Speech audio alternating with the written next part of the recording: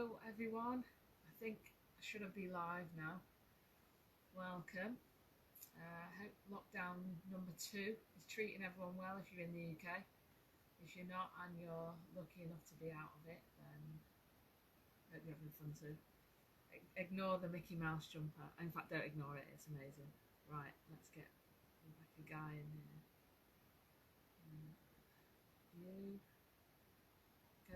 Should be coming in now, Rebecca Guy. If not, I've done something wrong. Who's joining? Oh, Hannah says hi. Hey! We have made it from a technological perspective. We have made it. You're live. You're within the Quigley Sport bubble now. Yeah.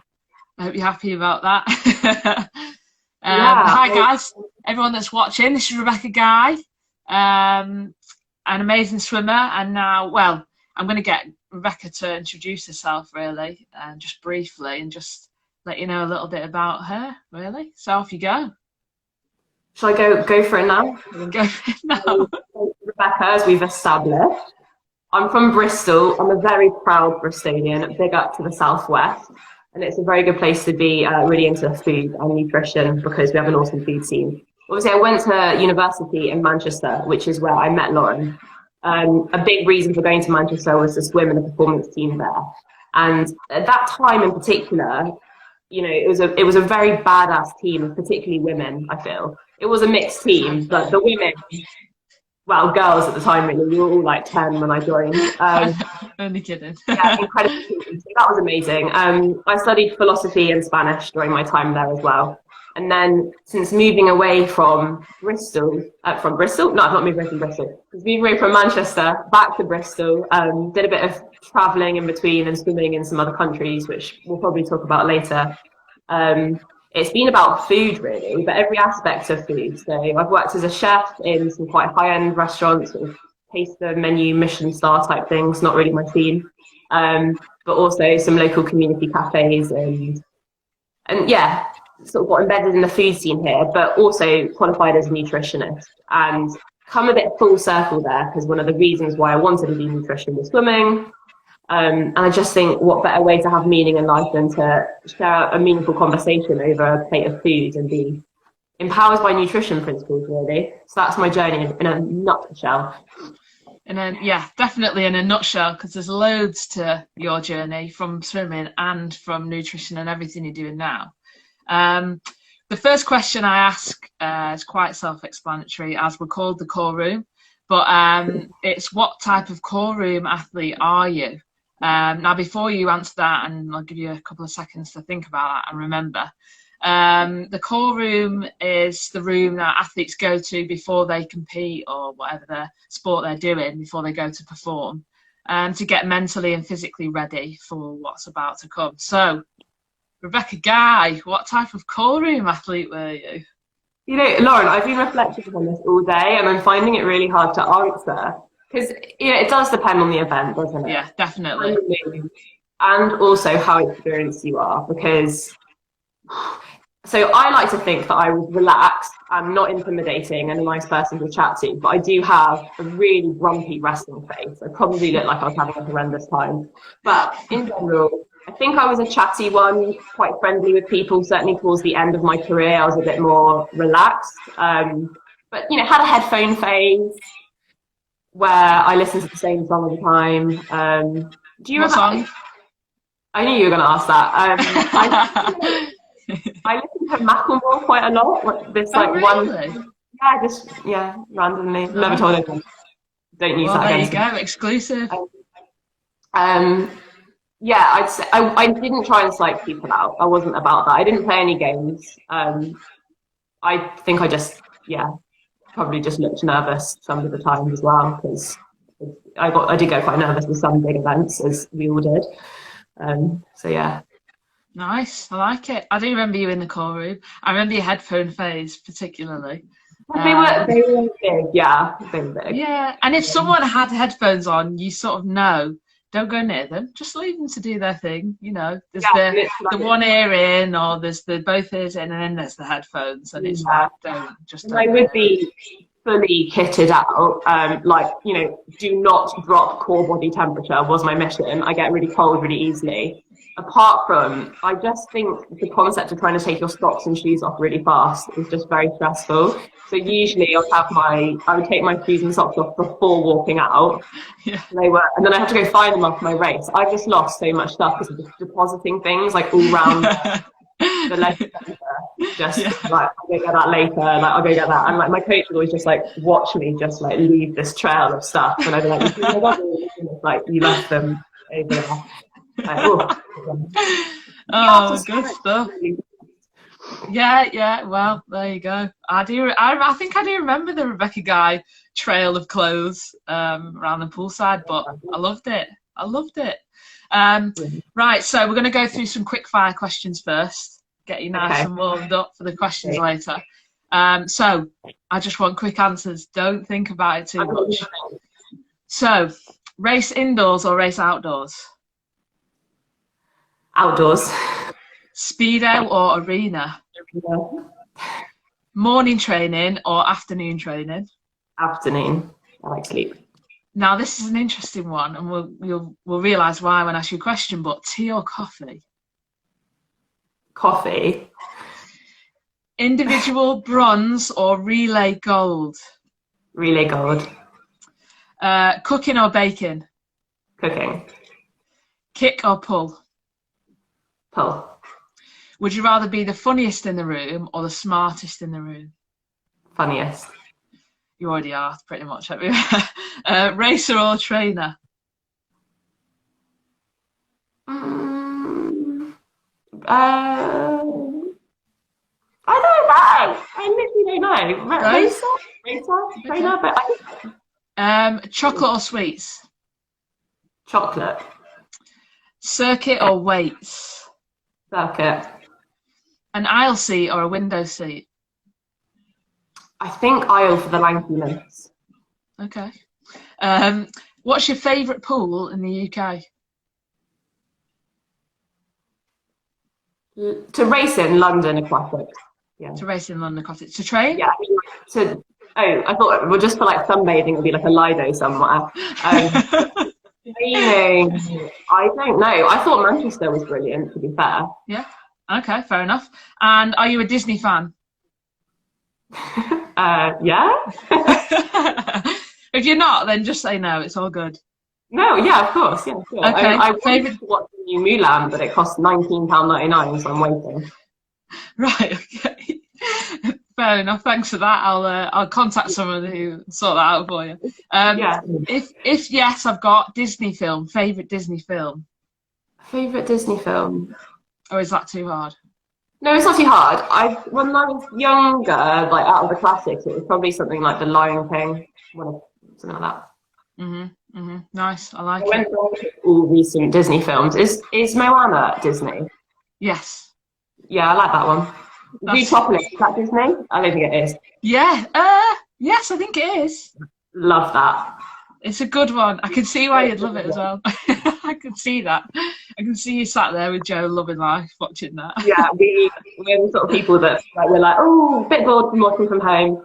Should we put on the Moana theme tune? And then we just like, oh, that's brilliant. I love that. Okay, so we're going to get into the questions now. Someone's just put, you should have known Bex is too chatty for a quick fire round. Hey, you did well there. I was worried as well. To be fair, I was worried. I thought she's not going to be able to do just one word, but you did well. Beth, so we've got some questions now, and I want to jump in with something positive because we're in a bit of a negative phase at the minute, aren't we? So, what a day. Best race of your career. Now, this is best race. Wow, I thought you were going to say career highlight. Best race. Yeah. The first one that springs to mind is the short course nationals going 53 seconds. It just felt like such a milestone. Obviously, a very niche reference there if you're not a 100 freestyler, but yeah, I'd say that was one that a lot of things came together. Did a lot of work on tumble turns for like 3 months. I felt like all I did was just tumble turn. Yeah. Leading into that. So that was, that would be my one choice if I really had one. Nice. Well, and for anyone listening who's not necessarily knows too much about swimming, 53 for 100 free is moving very fast through the water. So that is huge. Yeah, that's an awesome one. So then I've got underneath career highlight, like you've just said. You thought I was going to ask that. So what's your career highlight? Yeah, it's hard. It's a hard question. So naturally, I'm not going to choose one. I'm going to choose multiple to Of avoid course. it. One of them would be British Championships medaling, and you were on that podium with me, Fran Household, because that's kind of like the highest meet. It's not age groups, it's not national, it's not. There's no one there because of the trials. Like everyone was there. It was the trials. Everyone was papered as well. So you know, sometimes with these big meets, everyone's there, but not everyone's rested. So medaling at that was awesome. But I think competing in Mare Nostrum has to be a highlight. That first round, it feels like you're on some sort of model set because everyone's tanned and beautiful. I felt that anyway. And it kind of is world championships without going to world because of the standard of the swimmers. And then representing Great Britain, which I did in America, which was quite cool because Americans bloody love sport. So you come out feeling like such a celebrity. Like you get out of like a mediocre heat swim, and they're like, "Sign my hat!" So that was a cool. Yeah, That's awesome. Is that all of them? Are you finished there? Yeah, without going deeper into. Yeah, I mean, I guess I'll add one more. Go on then. Bristol once again, full circle, because you know, obviously, I was very proud to represent Manchester, but coming back and then swimming to Bristol once again was awesome, and in a very different way. I only swam like 2 or 3 times a week in the last Commonwealth Trial Game trials that I competed in, so that was cool to achieve that off that training. Yeah. Okay, so unfortunately I'm going to flip that now. I always do. And I know it's a rubbish year and this is a rubbish question, but the lowest moment of your career? Yeah, it has to be the Rio Olympic trials, which I feel was actually disastrous for so many people. I think, yeah. It's still something that I wish I had achieved going to those games. There was a silver lining to that in the sense that I did end up going to watch the Paralympics to support my partner Joe. So massive silver lining. But yeah, that race of completely messing it up, in my opinion, like just really, it wasn't like a close win. It was like maybe being overly harsh on myself. And it was quite a surreal moment. Like there was such a build up to that meet. It was very intense. For those who've not participated or been to an Olympic trials in Britain, I think they are particularly kind of horrible actually, because there's so much pressure resting on just one swim. And it's just not normal to have that much pressure on one race. Like often people have qualifying windows in other countries. And so completely messing up a swim and getting out and just like looking at the scoreboard and being like, oh my God. And I just, you know, that was really hard to deal with, but lesson learned there. Yeah, definitely. Yeah, they were tough, those trials. I definitely agree with that. And I don't remember much from those trials. So I don't remember actually even seeing you there because we weren't on the same team. For anyone that doesn't know that's watching, me and Guy were on the same team in Manchester, but I then went to Stockport and stuff. So yeah, but they were definitely hard trials. I'm interesting that you don't remember, because one thing I do remember is that you helped me get into my suit before my race. So you actually because I couldn't get my bed in. Yeah, I remember that. I heard that you were in the change room next to me, and I was like, Lauren, please. You have that as a highlight. I do. But, I do remember that. Yeah, I do. We probably all just erase it from memory. Yeah, I try to sometimes, but then sometimes I think, do you know what? I learned so much from that it's not necessarily a bad thing. So, okay. You mentioned your partner Joe. I have a question, and it is: who's faster, you or Joe? No question in that one. She's a breaststroker. Exactly. So a breaststroke. So a 1 hour breaststroker, I'm definitely winning on that one. To be fair, if we did a breaststroke race, Sure? especially if we made it a bit more equal, she would win. Like, she is a very good breaststroke swimmer, and particularly kick, which is not my forte. But if it was just freestyle, then Joe. I would win. But it's not fair advantage. I still mean saying that, but yes, me. Yeah, I know. So just talk a little bit more about Jo, because Jo is a phenomenal swimmer herself. You met each other at Manchester Aquatics. And Jo is not still competing, is she? No. But I'm pretty sure she's probably happy about that with what's happened this year and things moving around left, right, and centre. But yeah, just wanted to talk a bit more about being with someone who is doing the same sport and how you found that. Yeah, well, it was cool because in some ways, I could have left Manchester before I did. I could have finished in 2014 and left when I finished my degree. But there was something keeping me there, and I presumed it was stuff to do with swimming. And when I didn't qualify for the Olympics, it felt like a waste. I'd stayed in a way. But a massive silver lining for that season was that I did meet Jo. And Jo trained a little bit with the Manchester team. And then it kind of, after having the disappointment of not qualifying for Rio, I quickly transitioned into basically supporting Jo on her journey because she had. And so I actually went to Brazil to support her, and it was just really awesome, really, because I was sat in the audience. I was sat with a lot of the British people, and they were like, "This is so nice that you came here to support your teammates." And I was thinking, I'm not here to support them. But yes, I am here to support them. So Jo's Portuguese, so she was swimming for Portugal, to make that point clear that I wasn't actually cheering for Great Britain. And learned a lot through swimming in the Portuguese system as well in the lead up to those games. I went to all of the training camps and sunbathed, so that was cool. Nice, I like it. Yeah, I've learned a lot from her, and it is awesome actually being with someone who understands that swimming background, because it's so intense, isn't it, swimming? It's so unique. You do take people on a journey. Like, all of my closest friends have had to put up with me talking about swimming for so many years. I'm probably so glad to be rid of it that I don't do it anymore. But Jo really gets it, and that's really nice. So yeah, of course, yeah. We have had a few people say hi, old teammates. I think Anthony Evans said hi. I saw Vicky Garlick come in, and also I think Tilly Gray said hi. So just say hi back to those.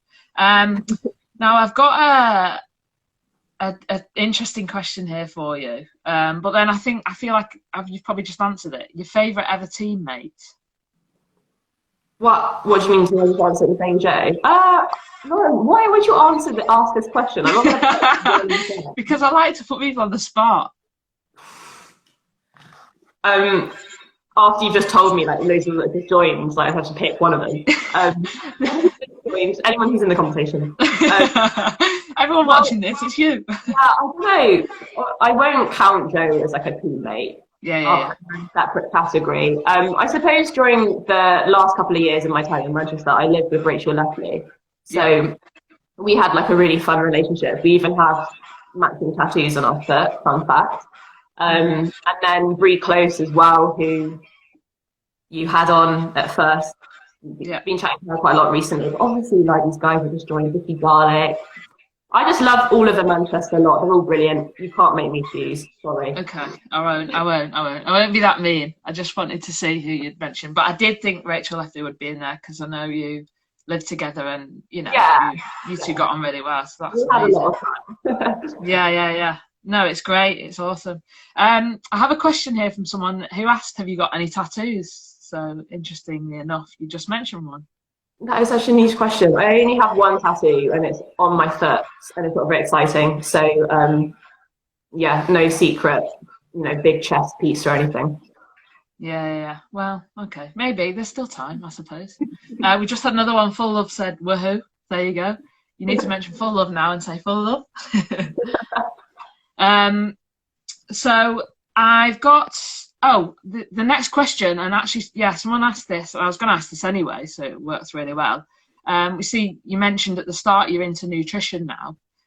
So I didn't want to pinpoint anything. I wanted to just ask in general what you're doing, why you're doing it, and what's your sort of goal for nutrition now going forward. Yeah. There's two parts to that question. Why am I doing it? And what am I doing? So why am I doing it would be, I bloody love food.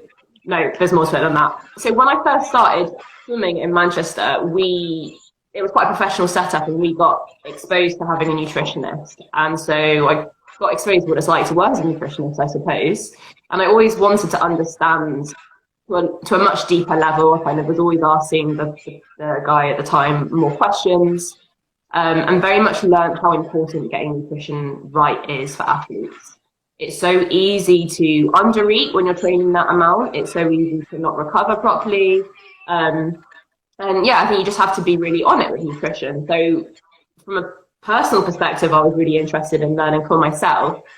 But now it's a question of passing on that knowledge to other people with the empathy of having been a performance athlete myself. I think that food is a very meaningful area to work in. We have to eat to survive. So why not make it fun? Why not make it empowering? Why not make it enjoyable? I'm one that always sort of keeps meaning in my life. I want to have purpose in my work, and I just don't. I struggle to find anything more purposeful than nutrition-related work, really. And that's not limited to performance sport. So I work with one-to-one clients, and that is through a plethora of issues. Sometimes it's kind of on the more clinical side, so maybe managing like an irritable bowel syndrome, or women with polycystic ovary syndrome, something like that, like quite common things. A lot of people, of course, it's weight loss. And then really I'd say my bread and butter, and where I really want to push, and I'm looking forward to doing more of, is group workshop work, and also courses.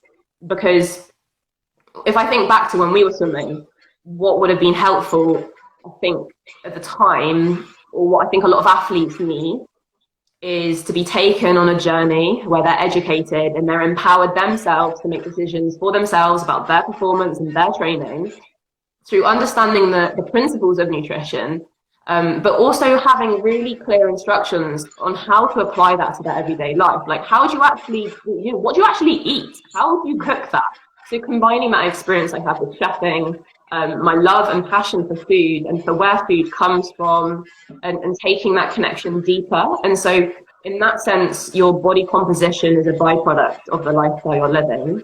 And the nutrition, it's not a goal. Body composition isn't really a part of that, which I think often is prioritized a little bit too much in performance sport. So it kind of all ties everything together. I've been doing a lot of live presentations all through the lockdown. But I'm really excited about what's to come with it. I feel like I'm just getting started. I've only been qualified for about a year, so I'm still lots of things in the pipeline with nutrition. Mm-hmm. Yeah, no, and I'd love to just reiterate that nutrition can feel like a minefield for most people. It is. Yeah, and it can be overwhelming and scary even.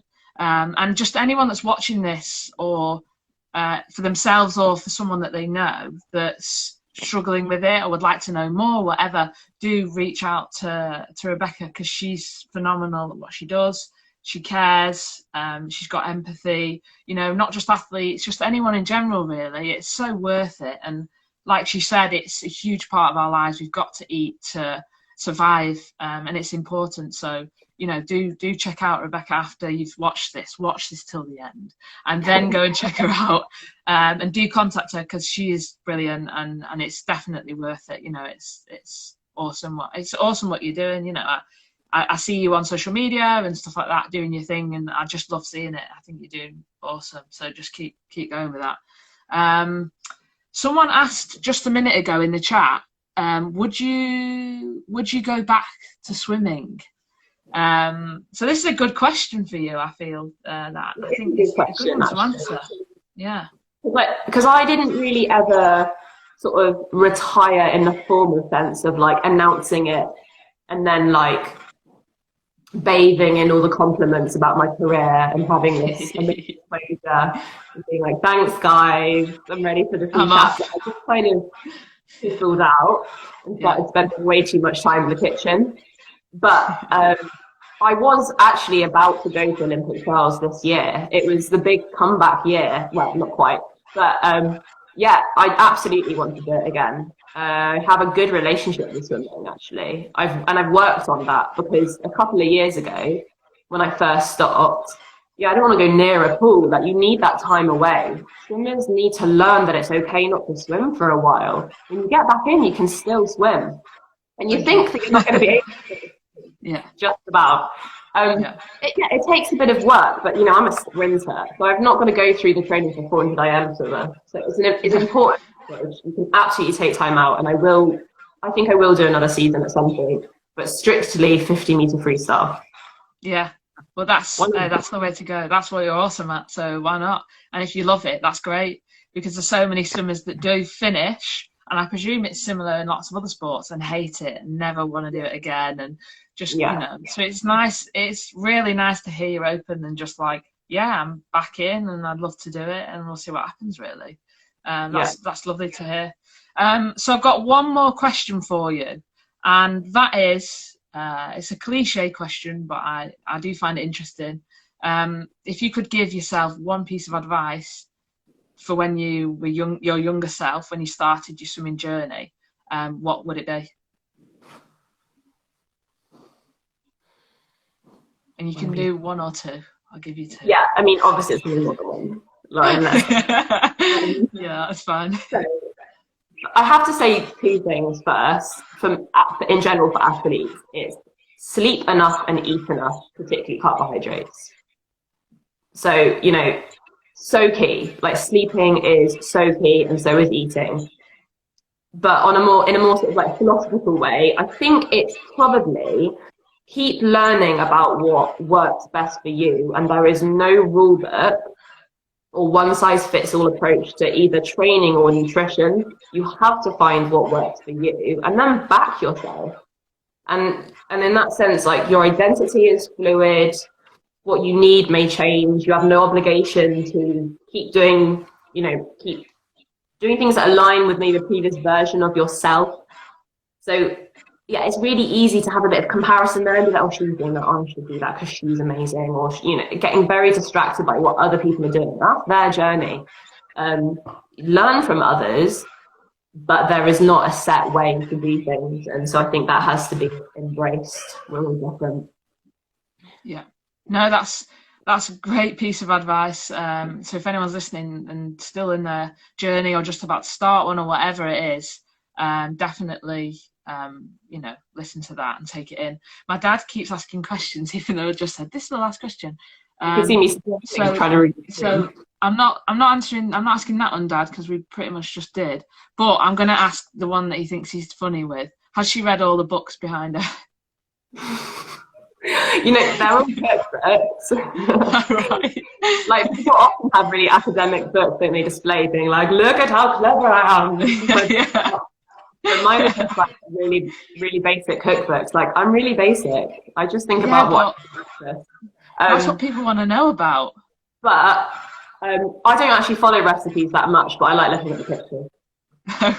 That's what I want, but I'm not going to follow what it says. I'm going to do it my way.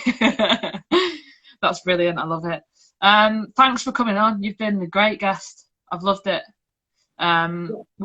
It's been nice to catch up for me anyway, so it's all good on my end. Yeah, and I think there's more stuff to come with us chatting, Lauren, because I know that you're doing lots of cool things in the swimming world, and I think we're all kind of in this nice sort of post-retirement chapter here where we really believe in the power of sport and want to give back in some way. Sport is really, really meaningful. What did that person say? I'm a nutrition student. That's cool. Big up nutrition. Yeah, I love it. But yeah, so big things to come. I think we're going to take on the world. Definitely, yeah. We're going to definitely looking to collaborate. So yeah, look out for that. Thanks so much for coming on. Thanks to everyone that's watched this. I hope you've enjoyed it. Look out for the next guest. We announced on Saturday, And yeah, just look out for more from me and Guy, really. Cool. I'll speak to you soon. Yeah, speak to you Thanks, soon. Guy. Cheers. Thank you. Bye. Bye. Bye.